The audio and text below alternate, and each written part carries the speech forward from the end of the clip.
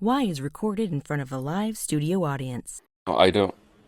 This Where'd rock. you? I. Where, Wh- don't you dare make fun of this rocker. My great grandpa carved this rocker. well, that's the thing. It looks very. It If I just. start rocking in it, it would be really creepy. Yeah. No. It's nothing's getting better when you're sitting in a rocking chair, No. but you're still going to do it.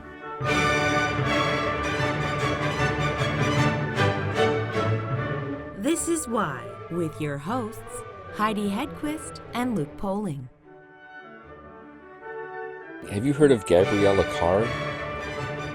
I don't think so. Have I? She's an influencer on TikTok. Oh, is she a fan of ours? Uh, Not yet, but maybe she'll want to be after this. So she has started. So I guess she started a video, like a TikTok channel during the pandemic, got to a certain level of listeners, and then just sort of trailed off or plateaued. And so she said, instead of setting a deadline of if nothing changes by this date, I'm gonna do something else. She said, I'm gonna get 1,000 rejections, and once I hit 1,000, I know this isn't going anywhere. I can say I tried my best. And so the TikTok channel now is applying for things, asking for things, and trying to collect 1,000 rejections. Wow. And so the idea of like, well, ask for it because the worst case scenario, you get rejected, and then that goes onto your list of here's someone who rejected me. Right. But they said in the article here that Well, she better not ask for something we want. no, so she's negotiating the terms of her lease, asking strangers to style them, copying free subway swipes, or pitching themselves to toothpaste companies. And so she said she's gotten 85 no's and 17 yeses to date, and has so far landed a pageant title, some small acting roles, and approved for a Dutch passport. Love it. So, We should talk to her. yeah. Because if she says no to us, then what does that say about her? Ooh, good one. Right? Ball court, game Mm-hmm. set match. Yeah. And maybe she'll ask us for something. I don't know what we got to give her, but We've got lots. Are you do kidding we? me? Okay, we do. We do. I mean, we have some pretty stellar things. We do. That's just true.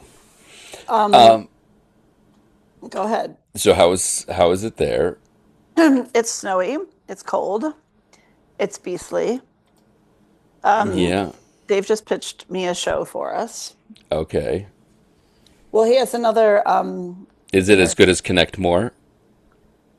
Um, it's good. Sauna Talk? Well, nothing's as good as that, but Yeah. I mean, we can actually do this one. He's ready for us to do it. What am I milking? I mean, Okay. that What, one what too. what's the I mean, idea? he's already well, it's not even that creative. He's already kind of pitched it to us before, but he legitimately is like, why aren't you guys doing celebrity bowling or rock Oh and my jock God. bowling at Wonderland? Oh my God, that would be amazing. Because I was telling him about our that we have to do Slippery Stairs calling. Like we have to Yes. go to the venue. We have to do it. Like it's if we don't do it, then we have to quit the show. I've decided.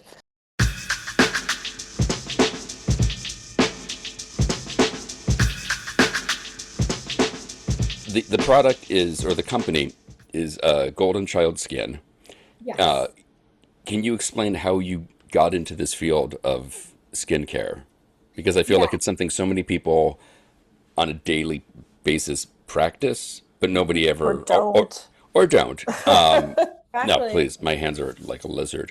But that not a lot of people go, oh, I could do that. Like it seems like, how does one get into this? I know. And quite frankly, an opportunity came up and I just kind of gradually went into it.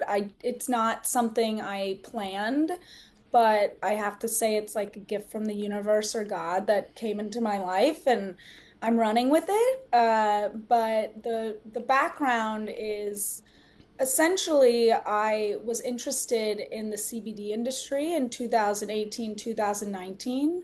And in 2019, or yeah, there in early 2020, there was an opportunity to partner with a CBD company. And we partnered with them and we created a CBD infused skincare line.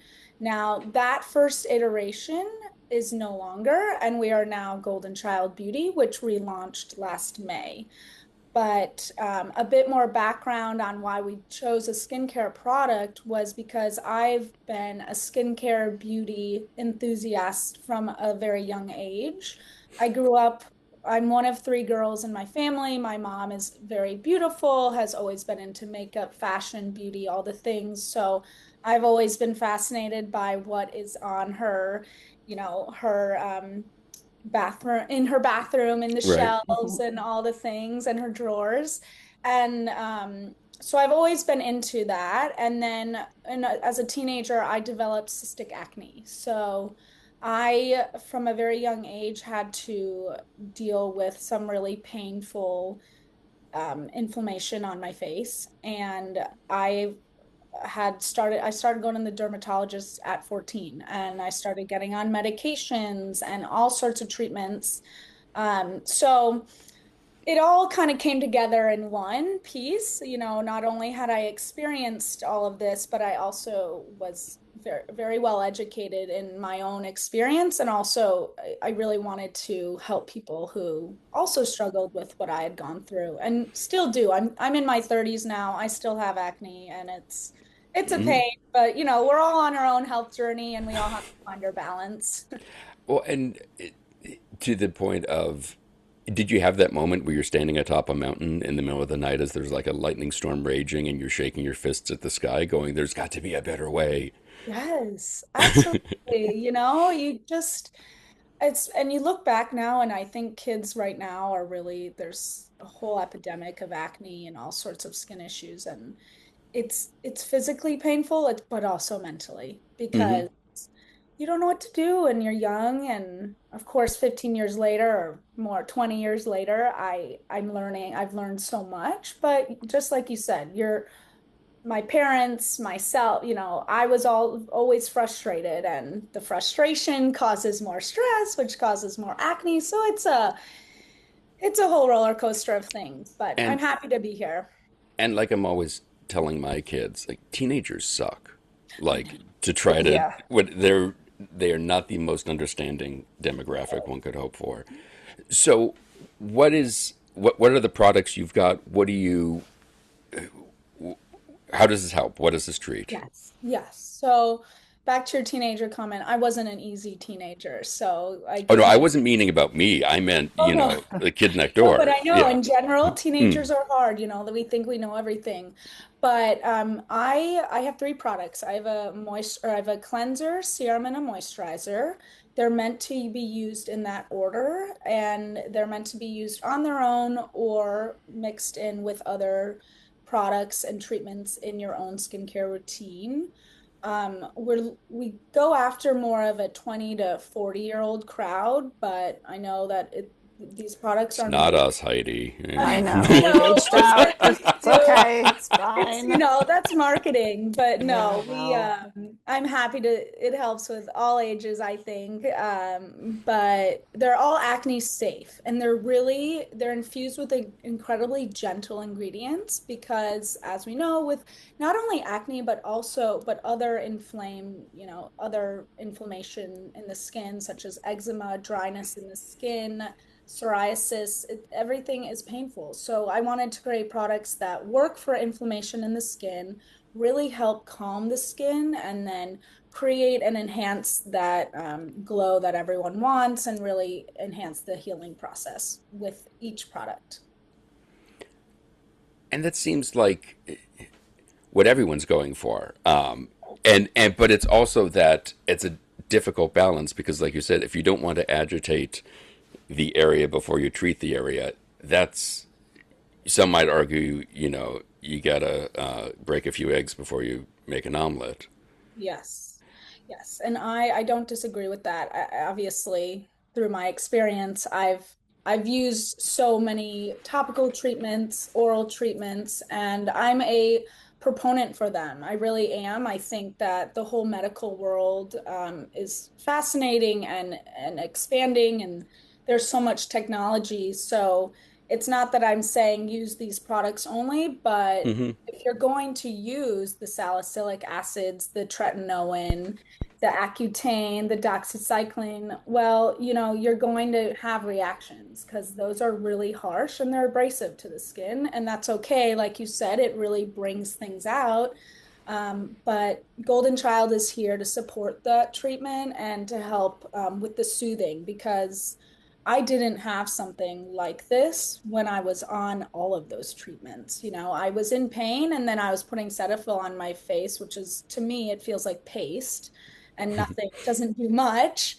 And Hmm. instead, we have, my serum has a cooling agent in here. So if your skin's burning, like we have something that's really going to calm it down, cool it down, and help with that overall stinging and irritation.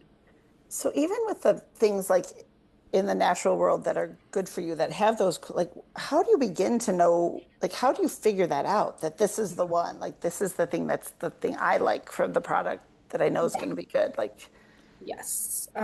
Well, again, because I've used a lot of different things on the shelves, I love a Blue Mercury, a Sephora. I go mhm. crazy at those stores. I love trying, buying all the things. And then since obviously starting this business, my education for ingredients has gone up a ton as well because I work with chemists and some ingredient I might research that's trending actually might not be a really great ingredient to put in there. And that the reason I know that is because I have to speak with my chemist and I really understand the depth and the science between each of these ingredients. And when I was making these new formulas, I was specific with the chemist, let's make sure we choose ingredients that are soothing, but also help with the healing, but also aren't going to clog anything or increase the acne or the eczema or whatever it is. But there is definitely a beauty in using what nature provides for us and extracting these really cool ingredients from the plants. And some of them are mixed together, some of them are not. There's so much beyond just, using a plant. It's a really cool Right. process to have learned and to experience with the chemists that I work with. And the soothing side of things, can that interact if not done correctly, if not kind of processed, with, like you said, running stuff by experts and chemists and going what? First, I thought a soothing agent would just be somebody next to you patting you, just going shh, shh, shh, shh, shh. But is there the risk of having interactions with what you're doing being negated or undercut by some sort of soothing? No, I mean, not that I know of. I think Hmm. the whole point was to create something gentle enough that would not cause a horrible reaction and is meant to soothe the skin. Now, again, my skin's different than your skin. That's different than Heidi's skin. So Oh, it's I, like a cow, like just the yeah, side of a cow. Yeah. yeah, My skin? No, mine. no, It's Oh, like a thanks. wallop that's it's been run okay. through the dishwasher. Yeah. We'll get you some golden child and you'll be It'll good. be all better, Luke. Yes. But no, I hope I'm answering the question. Yeah. Well, and Um, the other thing too with it is, you're using all these, like you said, natural ingredients going back to plants, going back to what sort of exists in nature. Are you finding that that stuff still works, and that sort of like there's a reason this is stuck around for eons, and that it is better than what is chemically created somewhere? Right. So this is the way I look at it. I'm using a lot of plant-based ingredients and ingredients that are extracted from plants. But there is a science component and there is a chemical component to some degree with skincare. And I do believe that some lab-derived ingredients like hyaluronic acid, ceramides, all sorts of things like that are really they're great for the skin. But the chemicals that are harsh are, those phthalates, the sulfates, some of even the acids that are created can be really intense. So it's not that I'm totally against everything made in the lab or what the medical industry is pushing. I'm just saying, there is a reason we have our nature, the natural ingredients. How can we use them properly? Because um, I've also used fully natural oil-based, plant-based products that are just oils from plants, and that Hmm. has also caused reactions to my skin. I have friends who've had the same issues. So I think it's all about finding the balance, right? Like we want to get the right extractions from the plants and the right lab-derived ingredients and bring them together and make sure they work well together. That's the goal here for me. And how do you do that? Because just like you said, everyone's skin is different. Yes. That you're, you're treating such a wide array of issues and Mhm. trying to find something that is a catch-all. Is that even possible? No, I can't say that, this is going to work for everyone. I would be lying, and the whole point of my brand is to not lie. Not lie? Yes, that's a Right. good. It's a I good way want to to be go. That's a Yeah, nice way to transparent. start. yeah. I'm a real person with real skincare issues trying to create real products. I'm not an influencer, I'm not a celebrity. I'm here to really just dig deep on some of the things I've experienced. So these products work for me and they've worked for a lot of our clients and customers. And I have estheticians who use it in their salons and spas. But, I know I have had friends use it and be like, it's not working for me. My skin's too oily or it made me break out. And I still look into those products that cause different reactions and just see, okay, maybe what would cause that? And should I tweak it here? But I'm never gonna satisfy every skin, and Right. I do realize that. I wish I could, but that's just not the reality. Well, Yeah. that's where the secondary line comes in. Right. And one of the other things that I saw in the release is that it can kind of work along with the winter dryness of skin because again, just naturally going Mhm. about your day washing your hands and stuff, you if you live in a northern climate, you are going to be dried out and your hands are going to look very disgusting very quickly. And you've got something that kind of treats that, but then I'm assuming is also kind of beneficial for your skin at the same time. Yes. Yeah. I grew up in Chicago, I'm so sorry. Yeah, oh, they get Yeah. you guys very thank you. well. It's okay. I've recently moved to Florida, so I'm I'm feeling sorry. oh, Yeah. Yeah. I love it. I love Yeah. it. All good reasons. But no, so of course, I made this product so it's hydrating.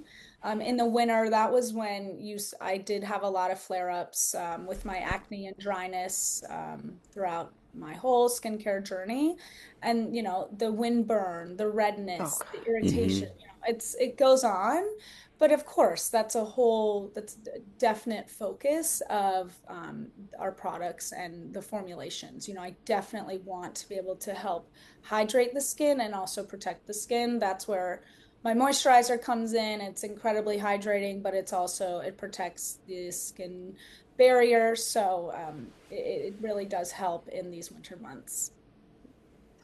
well, one of the things I noticed too is that's really cool about your line is you don't have like 8 billion products. Like it's not a system where you have to do like 20 products, which I'm always very seduced by. And I'm like, oh, I love that there's 8 million things, but no one actually really can do that. Exactly. Yeah, of course. And I've been a victim of that as well. And it's always tempting, but I don't have time in the morning, most No. mornings, to put 14 things on my face. I barely wear makeup or have time to put makeup Mm-hmm. on. So I wanted to create a really steady and sustainable routine that does what you need. It's not the bare minimum. I think it's actually more than the bare minimum, but if you'd like to add more to it or take away from it, you can. The whole point of the line is to really help soothe the skin, hydrate the skin and protect the skin. And then, it's layered really wonderfully under sunblock and makeup.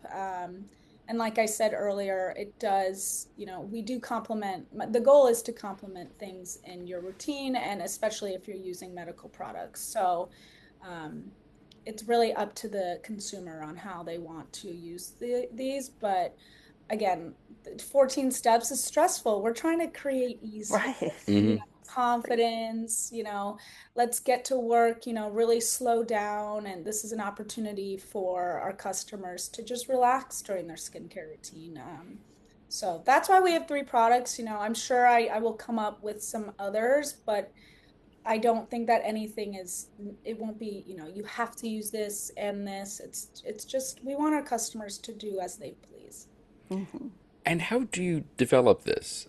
When you say all this stuff has come up within a lab, I immediately picture you and some other scientists wearing white lab coats and the eye protection, and there's one guy whose sleeve is rolled up, and they're like, "We're putting it on," and like maybe there's screaming. I don't know. Like, how do you test this? Yeah, well, it's And it's is a there a little. lot of like DNA strands like Oh around yeah. the house Oh, that you're? totally. Yeah. All over. Okay, that's what I thought. Yeah. I wish it was cooler than that. But no, I have a manufacturer in Miami. So I go down and I work with the chemists and the head formulator lead, and we discuss the goals of our products that were, the ultimate results, and then the ingredients I've looked at and other ingredients that will work well with those ingredients. It's a whole system, but essentially, I lean on my chemist and my manufacturer to walk me through the details as I bring them my research and all that. I'm not a chemist, so but I do absorb that information pretty well, and I didn't realize how much I love science until we started this Hmm. company, because I was like, dang, I could have gone into chemistry or something like that. But I have the opportunity to work with them, so it's fun. Well, you said you're not working with chemists, but you do have skin, so there isn't you can kind of you're coming from a place of information, and it's an informed. But what is that conversation like? Because I'm assuming, in my mind, are you going into these meetings and you're saying, "Well, I want it to not be an irritant, and I want it to solve this problem," and the chemists are saying, "Oh, we can't. There's no way we can do that." And you're like, "Damn it! I demand we make people better." What is are they anti making people better? It just sort of seems like is there a push pull? Do they just not think about this stuff? And is it somebody like you to come in and say, "Listen, we need to have aloe. We need to do this. I don't know why I picked aloe, whatever it is," and then maybe it'll work. And then if I stand behind you and just go shh, shh, shh, shh. Right. But Well, like, what is that like?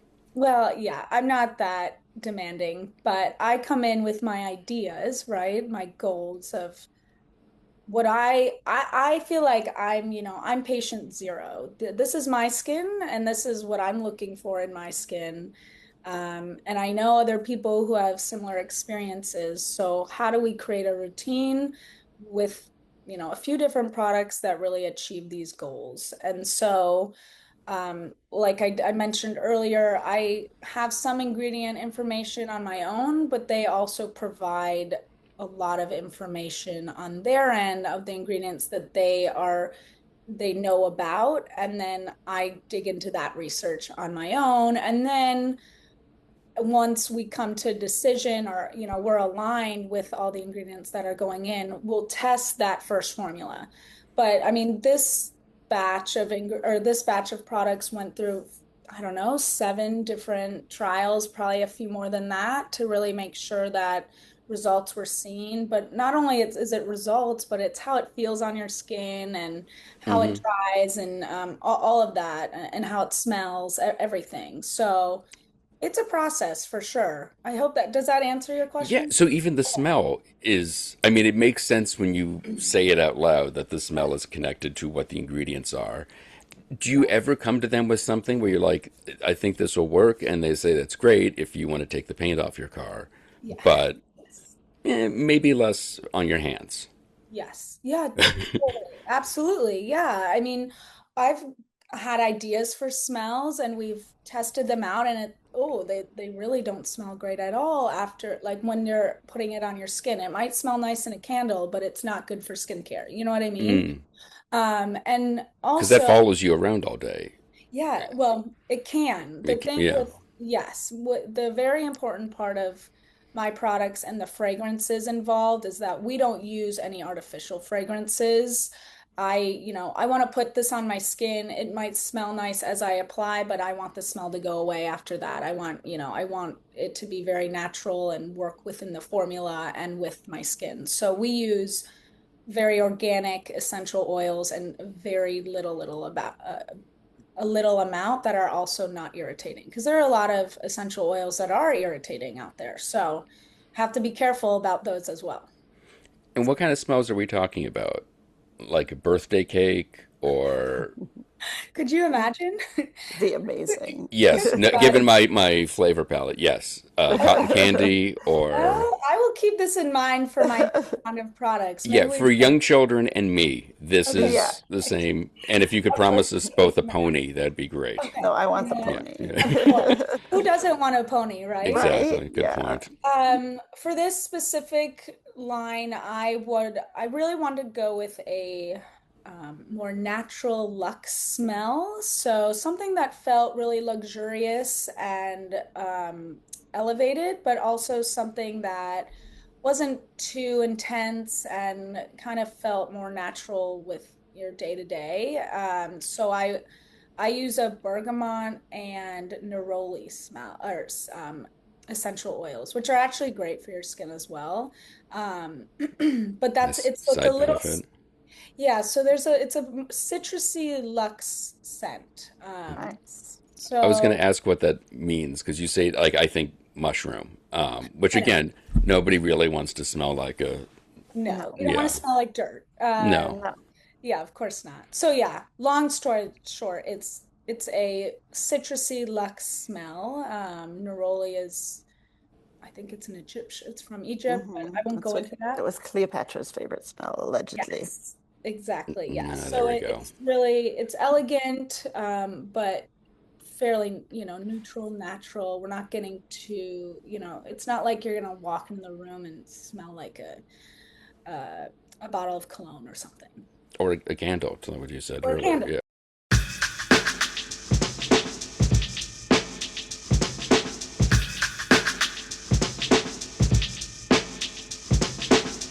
For more information on Genevieve and all of the Golden Child products, check out their website, goldenchildskin.com.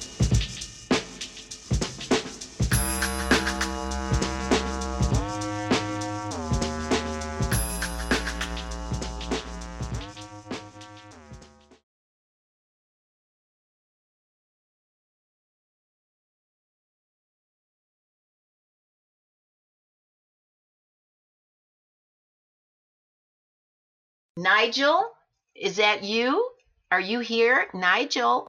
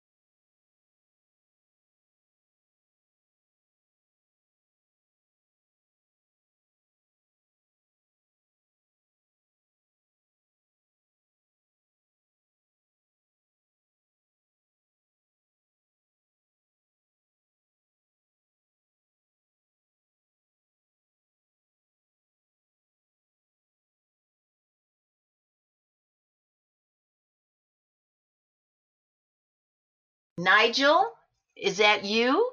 Are you here, Nigel?